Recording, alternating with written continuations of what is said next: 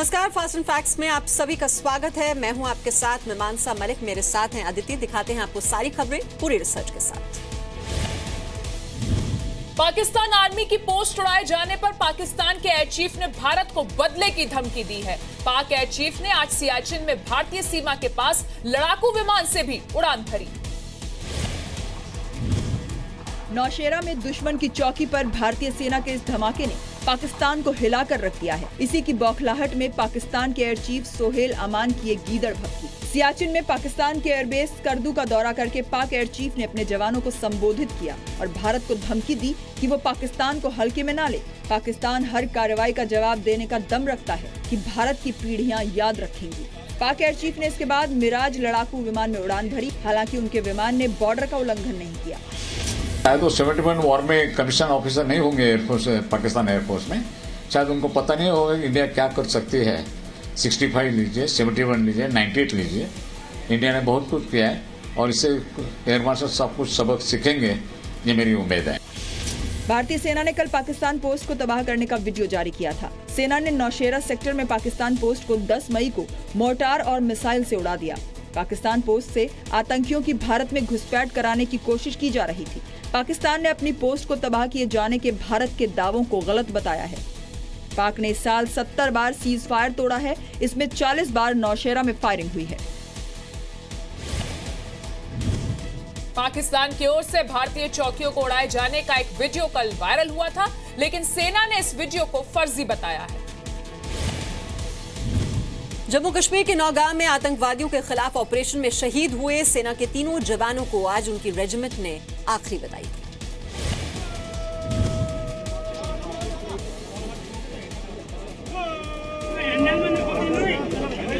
नौगाम में आतंकियों के खिलाफ लड़ते हुए शहीद हुए तीनों जवानों के पार्थिव शरीर हिमाचल के सुबाथू में गोरखा रेजिमेंट लाए गए तो माहौल गमगीन हो गया। लोगों ने हवलदार गिरीश गुरंग, हवलदार दामर बहादुर और राइफलमैन रॉबिन शर्मा को नम आंखों से श्रद्धांजलि दी। गोरखा रेजिमेंट ने सैनिक सम्मान के साथ तीनों शहीदों को अंतिम विदाई दी। दुख भी है, उनके परिवार से हम मिलेंगे क्योंकि हम भी यहाँ पर एक्स-सर्विसमैन हैं, हम उनके दुख में शामिल होने आते हैं। जैसे घटना होता है हम यहाँ पर पहुँचते हैं और हमें भी कहते हैं कि हमें भी अगर ऑर्डर दो तो इस उम्र में, इस हालत में हम पाकिस्तान से लड़ने के लिए, सिर काटने के लिए अभी भी हम तैयार हैं। शहीद होने वाले तीनों जवान मूल रूप से नेपाल के रहने वाले थे। सेना ने 20 और 21 मई को LOC से सटे नौगाम सेक्टर में सर्च ऑपरेशन चलाया था। सर्च ऑपरेशन के दौरान सेना ने घुसपैठ की कोशिश कर रहे 4 आतंकियों को मार गिराया। सेना ने आतंकियों को सरेंडर करने को कहा था, लेकिन आतंकियों ने फायरिंग शुरू कर दी। आतंकी भारी हथियारों से लैस थे। उनके पास से बड़ी मात्रा में गोला बारूद भी बरामद किया गया। इस बीच शोपियां में एक बार फिर आतंकियों ने जम्मू कश्मीर बैंक को लूटने की नाकाम कोशिश की। आतंकियों की तलाश जारी। सऊदी अरब में इस्लामिक समिट के दौरान अमेरिकी राष्ट्रपति डोनाल्ड ट्रंप की मौजूदगी में पाकिस्तान के PM नवाज शरीफ की खूब बेइज्जती हुई। इसके बाद नवाज पूरे पाकिस्तान में निशाने पर हैं। रियाद में इस्लामिक स्टेट समिट के दौरान अमेरिकी राष्ट्रपति डोनाल्ड ट्रंप समेत कई अन्य नेताओं ने अपने विचार रखे। बड़े मौके पर बड़ी बड़ी बात करने की तैयारी नवाज ने भी की थी, लेकिन नवाज कच्चा खा गए क्योंकि उन्हें बोलने का मौका ही नहीं मिला। 2.5 घंटे तक वो कहते हैं कि जो प्रवास थी उसमें 2.5 घंटे तक अपने कॉमरेड्स के साथ बैठ के तकरीर उन्होंने की है। उनका ख्याल था कि उनको दावत दी जाएगी कि वो आएँ और सरबराही कॉन्फ्रेंस में अपनी तकरीर करें। और वो ये कहते हैं कि उसका दर्दनाक पहलू ये भी था, मुशीर खारजा सरताज अजीज और ना ही कोई दूसरा जिम्मेदार फॉरेन ऑफिस का बंदा मौजूद था जो ये बता सकता है कि वजीर आजम को आपने उसको खिताब की, उनको मौका क्यों नहीं दिया। ये हम सब के लिए मायूसी भरा और बड़ा खतरनाक दिन था। नवाज शरीफ की अनदेखी को पाकिस्तान में बेइज्जती करार दिया जा रहा है और शरीफ की भी काफी खिंचाई की जा रही है। उनका नाम ही नहीं लिया। जिस मुल्क ने अमेरिका की जंग लड़ के 70,000 लोगों का अपना यहाँ उनको शहीद करवाए, हमारे जो लोग तबाही मची पाकिस्तान में, $100 अरब से ज्यादा नुकसान हुआ पाकिस्तान को, वो ट्रंप को पाकिस्तान याद ही नहीं आया और हिंदुस्तान की बात कर रहा था। बस मेरा साथ छोड़ गए हैं। मुझे ये समझ में नहीं आ रही कि मैं कहाँ से शुरू करूँ और किस चीज का रोना पहले रोऊं। इतने बड़े थिएटर के अंदर हमारा तस्करा तक ना हो, ना होस्ट ने तस्करा किया, ना दूसरे जो उनके साथ को होस्ट थे डोनाल्ड ट्रंप साहब, उनको ये तौफीक हुई। नवाज की भद्द ट्रंप से मुलाकात के वक्त भी पिटी। नवाज ट्रंप से द्विपक्षीय बातचीत की उम्मीद लेकर रियाद गए थे, लेकिन ट्रंप ने नवाज को सिर्फ चंद सेकंड दिए, हाथ मिलाया और चलते बने। अमेरिकी राष्ट्रपति ने रविवार को रियाद में 50 इस्लामिक देशों के सम्मेलन में भाषण दिया। ट्रंप ने एक बार फिर अपने भाषण में नवाज शरीफ या पाकिस्तान का जिक्र नहीं किया। ट्रंप ने नवाज के सामने ही भारत समेत कई देश को आतंकवाद का शिकार बताया। समिट के दौरान नवाज शरीफ से ज्यादा तवज्जो तो अफगानिस्तान के राष्ट्रपति अशरफ गनी और बांग्लादेश की प्रधानमंत्री शेख हसीना को मिली। यूपी के सहारनपुर की हिंसा में अब तक 24 लोग गिरफ्तार हो चुके हैं। सीएम योगी आदित्यनाथ ने कहा है कि सहारनपुर में साजिश करने वाले जल्द बेनकाब होंगे। यूपी के सीएम योगी आदित्यनाथ ने सहारनपुर हिंसा के पीछे साजिश का अंदेशा जताया है। जी न्यूज के एडिटर सुधीर चौधरी से खास बातचीत में योगी ने कहा कि जो भी सहारनपुर हिंसा की साजिश के पीछे हैं, उसे जल्द बेनकाब किया जाएगा। जिन लोगों का धरातल खिसक चुका है, जिन्होंने जातीय वैमनस्यता फैलाई है, जिन्होंने समाज को तोड़ करके अपने राजनीतिक उल्लू सीधा किया है, स्वाभाविक रूप से उनको अच्छा नहीं लगेगा उत्तर प्रदेश में हम सबकी मौजूदगी। तो कुछ ना कुछ तो करेंगे ना, और इसके लिए सबको तैयार रहना पड़ेगा। हमें भी तैयार रहना पड़ेगा और मीडिया को भी तैयार रहना पड़ेगा। सहारनपुर में कुछ घटनाएं जरूर घटित हुई हैं और एक सिलसिला बना है, हम उसकी गहराई पे भी पहुंच चुके हैं। ऑपरेशन करना बाकी है और मुझे लगता है कि हम उसका संपूर्ण समाधान निकालने में सफल हो जाएंगे। हिंसा के बाद हालात पर काबू पाने के लिए यूपी के गृह सचिव Mani Prasad Mishra, ADG law and order Aditya Mishra, IG STF Amitabh Yash, DIG सुरक्षा विजय भूषण समेत आला अधिकारी सहारनपुर में डेरा जमाए हुए हैं। पीएसी की 5 अतिरिक्त और आरएएफ की 2 कंपनी लगाई गई है। सहारनपुर पुलिस ने कहा है कि अफवाहों की वजह से हिंसा भड़की, दोषियों को किसी सूरत में बख्शा नहीं जाएगा। तो स्पष्ट था कि ये र्यूमर फैलाई गई। कार्यक्रम के बाद इसी र्यूमर ने अन्य गांवों के लोगों में ये काम किया अफवाह का कि वहां पर जो प्रोग्राम था, प्रोग्राम स्थल में आए लोगों ने दूसरे पक्ष के लोगों पर तोड़फोड़ या आगजनी की, जबकि ये वस्तुस्थिति में सही बात नहीं थी।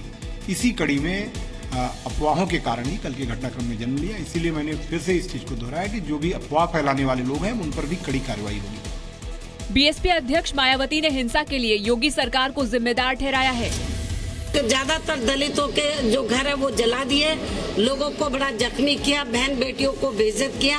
मैं समझती हूँ ठीक नहीं है और मैं योगी को ये बताना चाहती हूँ, उत्तर प्रदेश के मुख्यमंत्री को, कि ये जो आपकी जातिवादी मानसिकता, पक्षपात वाली मानसिकता है, ये ज्यादा दिन नहीं चलेगी। दलितों के ऊपर हमले हो रहे हैं, उनको मारा जा रहा है, ये बहुत ही दुखद है और ये इससे राज्य का ही नहीं बल्कि राष्ट्रीय स्तर पर भी लोगों के मन में एक इस तरह की भावना पैदा होती है जिससे अलगाव लोगों में हो।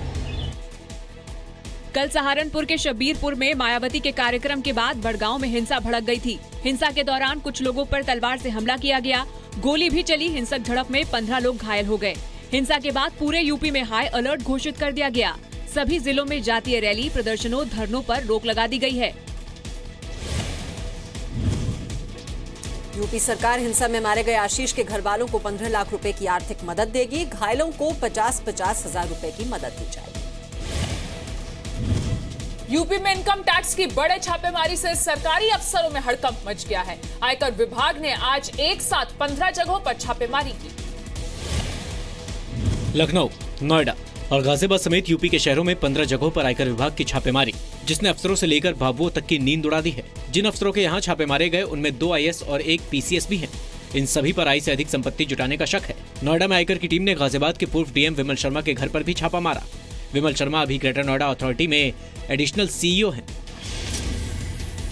ये कोठी गाजियाबाद के पूर्व डीएम और नोएडा विकास प्राधिकरण के CEO विमल शर्मा का है। इनके घर पे इनकम टैक्स के अधिकारी छापेमारी कर रहे हैं। सुबह से ही छापेमारी चल रही है। इनके कुल 6 ठिकानों पर छापेमारी चल रही है। नोएडा में ही मेरठ के RTO ममता शर्मा के घर पर भी छापेमारी की गई। लखनऊ में यूपी सरकार के जेल प्रशासन के विशेष सचिव सत्येंद्र सिंह के घर पर आयकर विभाग की टीम पहुंची। बागपत के पूर्व डीएम हृदयनाथ तिवारी के यहाँ भी छापेमारी करके अहम दस्तावेज जुटाए गए। तिवारी इस वक्त स्वास्थ्य विभाग में निदेशक हैं। यूपी में सरकार बदलने के बाद अफसरों, बाबुओं के खिलाफ IT की ये पहली बड़ी कार्रवाई है। 15 जगहों पर एक साथ की गई छापेमारी में आयकर विभाग के 100 अफसर शामिल हैं। सूत्रों के मुताबिक IAS हृदयनाथ तिवारी, विमल शर्मा और सत्येंद्र सिंह के कई ठिकानों पर छापे मारे गए। लखनऊ, नोएडा, गाजियाबाद के अलावा दिल्ली, मैनपुरी, बागपत में भी कई ठिकानों पर छापेमारी हुई है। इन अफसरों पर पिछली सरकार के कार्यकाल में आय से अधिक संपत्ति जुटाने, जमीन हड़पने का शक है। आयकर विभाग की कार्रवाई बेहद गुप्त तरीके से की गई। इस कार्रवाई की किसी को भी भनक नहीं लगी। उत्तराखंड के उत्तरकाशी में श्रद्धालुओं से भरी एक बस नदी में गिर गई। अब तक 20 शव निकाले जा चुके हैं, 4 अब भी लापता हैं। गंगोत्री हाईवे पर नालू पानी के पास हुआ यह हादसा। मध्य प्रदेश के इंदौर से आए श्रद्धालुओं की बस करीब 300 फीट गहरी खाई में जा गिरी। बस में ड्राइवर और कंडक्टर समेत कुल 30 लोग सवार थे। ज्यादातर श्रद्धालुओं के शव बरामद कर लिए गए हैं। कई लोग गंभीर रूप से घायल हैं, जिनका स्थानीय अस्पताल में इलाज चल रहा है। मध्य प्रदेश गवर्नमेंट की भी एक टीम जो है वो अभी कुछ देर में यहाँ पहुँच जाएगी। जो पोस्टमार्टम है उसकी कार्रवाई इस समय जारी है। उसके बाद फिर हम इनको नीचे जॉलीग्रांट भेज देंगे। उत्तराखंड के मुख्यमंत्री ने मारे गए यात्रियों के परिवार को 1-1 लाख रुपए और घायलों को 50-50 हजार रुपए देने की घोषणा की है। मध्य प्रदेश सरकार ने मृतकों के परिवारों को 2-2 लाख रुपए का मुआवजा देने का ऐलान किया है। भाग्यपूर्ण घटना में जो हमारे भाई बहन चले गए हैं, उनके परिवार को 2 लाख रुपए की राशि देने का फैसला किया है। घायलों को उपचार, जो घायल हैं 50-50 हजार रुपए, लेकिन उपचार में जो भी लगेगा वो लगाएंगे। संकट की इस घड़ी में हम अपनी जनता के साथ खड़े हैं। हादसे के शिकार श्रद्धालु गंगोत्री धाम से दर्शन करके लौट रहे थे। मरने वालों में ज्यादातर इंदौर के हैं। खाई गहरी होने के कारण राहत और बचाव दलों को मौके पर पहुंचने में काफी मुश्किलों का सामना करना पड़ा। प्रशासन ने 4 धाम यात्रा मार्गों के संवेदनशील स्थानों पर आवश्यक सावधानी बरतने को कहा है। बताया जा रहा है कि जिस जगह से बस गिरी वहां काफी ऊंचाई और शार्प टर्न होने से ड्राइवर का बैलेंस बिगड़ गया।